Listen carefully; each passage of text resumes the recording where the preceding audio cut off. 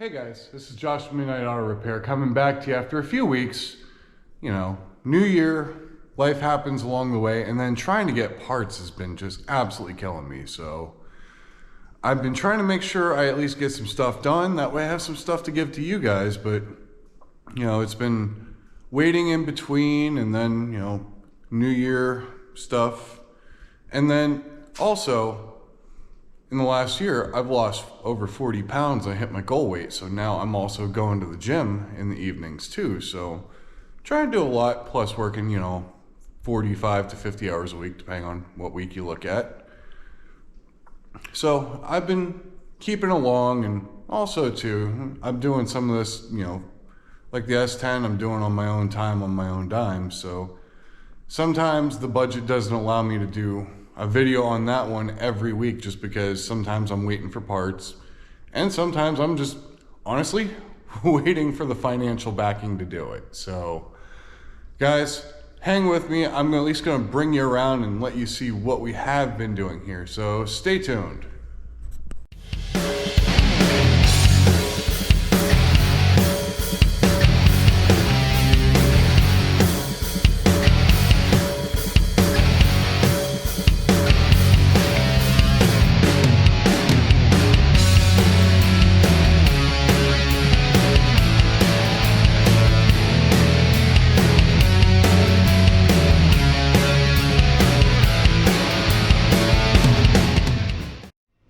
So you guys see our wonderful Buick in the background, and I've just been tinkering around on that. But before I bring you in on that, I want you guys to check out that little subscribe button and maybe that thumbs up if I'm doing a real good job for you, because hey, I really appreciate it. I'm trying to do the best I can so you guys are at least well entertained, if not informed. So help me out, and I'll help you out.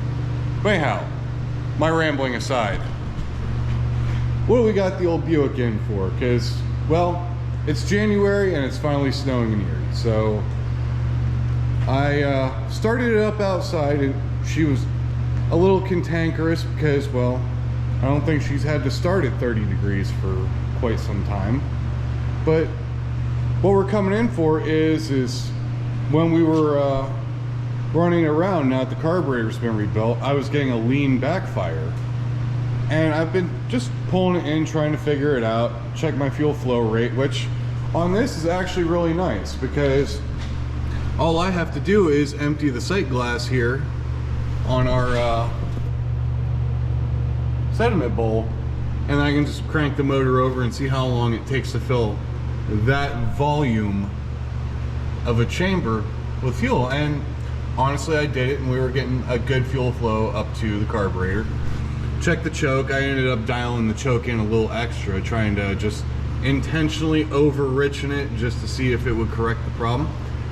And it did to a degree, but it still was kind of angry. So I came over here and tempted fate on the distributor here.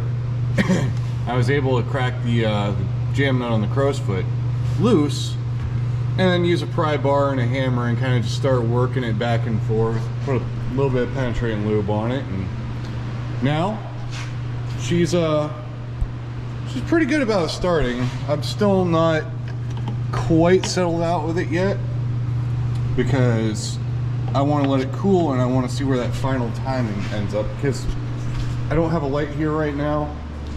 I gotta borrow one from my buddy who borrowed it from me, so essentially see if I can acquire my own light back. But what I'm gonna do is I am going to fire it up for you guys, just so you can see progress is still happening.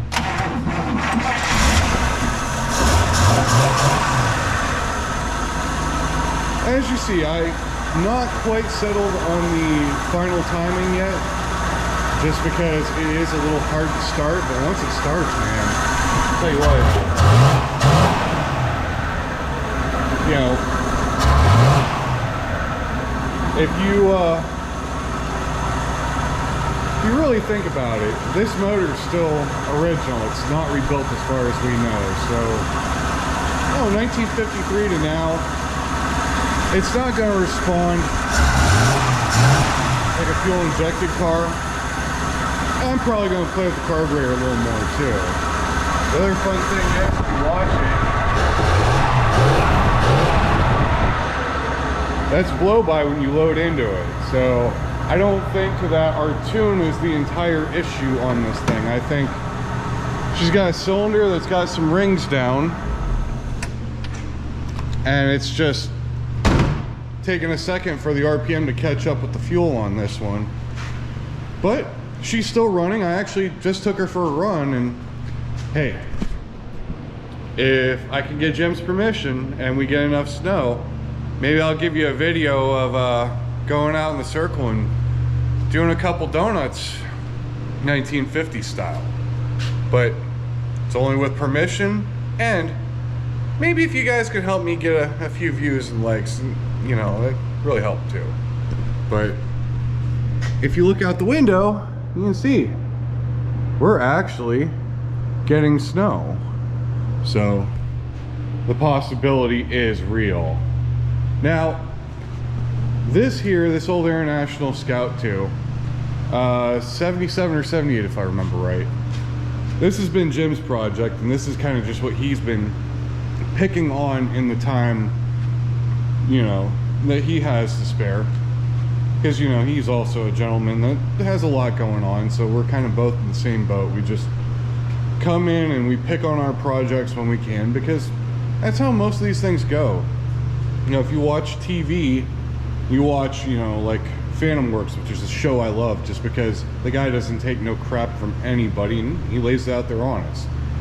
But he's also got 5 or 6 guys he's got dedicated to projects, whereas, you know, most of us, you know, we do the best we can with what we got. You know, he's gotten a lot accomplished just on his own, where, you know, he's been doing this during the day while I'm at work.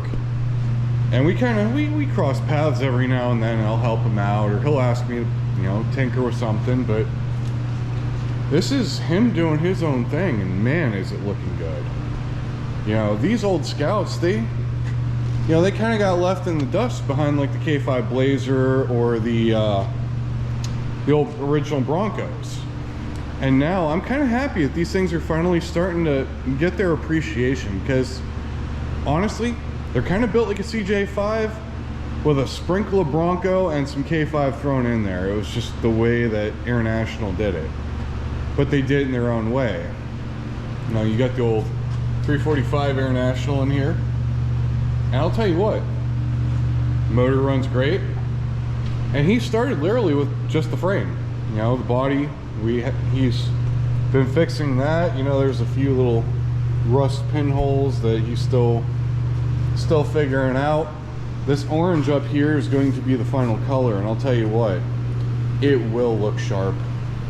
It's almost going to look like one of the classic coppery colors, but it's the modern interpretation of it. So I'm happy for where this is turning out for him, because he's kicking ass and taking names. And then we have our usual winter storage. You know, we got the old Mustang, we've got the old AMC Spirit, we got the 58 Buick, which at some point I got to put a brake booster on, that way the thing will actually stop, because that is a whole lot of car to stop with manual brakes. It's not fun. The Trans Am, that's just winter storage. We can see the red S10 is actually being used as a workbench, as all good trucks should be. But we're back to the S10, and I am happy with this thing so far. I've gotten a lot done on it. I actually have the motor back out of it because, first off, I had to, I'm using an original starter. I'm not using like a mini starter. So I had to come down here and use the course adjustment tool, better known as the hammer, and politely ask some of the metal to move out of the way so the starter would be a little more happy being where it was at. And I gotta stab this thing back in to find out if I've got the room to do that. If not, I will have to go to a mini starter, which I've been trying to do everything on this in a budget, which means new where necessary, good used where applicable, and refurbishable if all else. So You know, I didn't crack open the Summit catalog for anything. I've just been putting stuff together with what I got. So here's our boat 305 back out of the vehicle, and I had to tinker with this a little bit. I had to flip the flex plate back over. I had that actually on inverted because, well, when I did this Christmas Eve, I also did it and it was fairly late, and I was probably tired and not quite in the right state of mind, which means, guys, if you're going to be working on stuff, do it fresh. You know, don't be completely wrung out and try to do something. But anyhow, all that aside, I have the boat 305 out, and that's just waiting for stuff for the transmission, actually. So in one of my previous videos, I actually quoted this as being a turbo 350, which, as I started working with it, I found out I was completely wrong. It's turbo hydromatic 200 and not the 200 R4 that was in the Grand National, the T-Type, and a lot of the later GM stuff. No, this is the turbo hydromatic 200 3-speed automatic. This is a transmission, unfortunately, that has a better reputation for failing than anything else if you go online. Now, I talked to a buddy of mine who's been a GM service tech for like 25 years. Says he's rarely ever seen one of these. So next week's video is actually going to be, as long as the parts come in on time, me putting a shift kit in that, because I haven't found one on YouTube anywhere yet, because, well, it's kind of an odd transmission. Now, Superior offers a turbo hydromatic 200 shift kit, which I've never done a shift kit on one of these before. I'm used to like front wheel drive GM stuff, which it should be apples to apples, but you know, this is something I'm not familiar with, and while I'm actually at it, I'm going to put the detent rod from a 700R in it. That way I can use kickdown linkage from a 700R. That way I actually get the ability to use the quadrijet properly. But I got that, and guys, believe it or not, I actually got headers for this thing too, which makes me really happy, because I mean, I ran into an issue where last weekend was actually going to be a header install, provided the parts came up on time, and unfortunately I had been working with a gentleman who, how shall I say, was less than optimal when it came to his business practices, but I ended up catching up with a gentleman this week, and I wanted to give Dylan a shout out over in Akron, Ohio, for first off just being a generally cool dude. You know, he's got a S10 Blazer that he had pulled those headers off of because solid axle swap. He built that toy to play, man. That thing looks good. He sent me a picture of it. But second, he was cool enough to hold these headers for me so I could come from Erie to Akron to go pick them up, which, stand-up guy, I'm happy to say, you know, he's good dude, good people. But along the way, we're just waiting on parts for the S10. I'm just tinkering with stuff around here. I've got to handle some things on the toaster while we're at it. And you can see the beauty of Erie, Pennsylvania. And then if you also see kind of around the corner there, the Brickland's still there. And that's actually going to be the next project after the S10, because with that thing, I've got to figure out some parts, because, you know, you guys, if you've been following the channel for a while, you guys saw the fire at the shop that I was previously at. Unfortunately, in that situation, I lost a bunch of parts. So it's kind of hard to continue along on a car that is such a limited production to begin with, and then also trying to reacquire that stuff, because when there is a limited production, parts aren't easy to come by and people know exactly what they got. So I'm working within that kind of ability.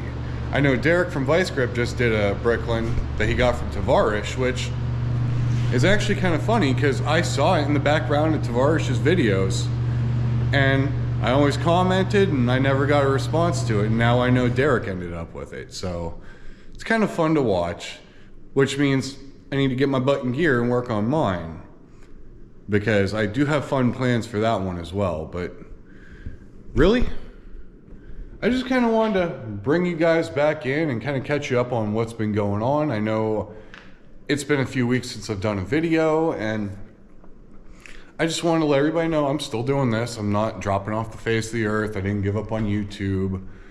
I just have been doing stuff for myself and trying to take care of things as well. So, you know how it goes. Life happens. That's kind of the beauty of doing this as I do it, is because I am allowed to have a bit of a life, you know, working, being a father, you know, stuff like that, you know, trying to do it all and figure it out, because it's all we do. But anyhow, guys, if you've made it to the end of this, I appreciate you listening to my ranting and rambling, because, well, you know, it means a lot to me that you guys all watch and you pay attention and you comment. And, you know, I love interacting with everybody. I try to answer everybody's comments. You know, I try to show appreciation, because you guys help me do this, because you keep me accountable, for one, on the projects, and number two, it really is a good feeling knowing that there are people out there that enjoy what you do. And even in your case, I'm sure there are people out there that enjoy what you do, and, you know, be proud of it. But anyhow, guys, this is Josh from Midnight Auto Repair saying, I hope you have a wonderful day. I will catch up with you next week on the transmission on this thing, and we're gonna work on that one together, because I've never been in that one before. Anyhow, have a good day, guys.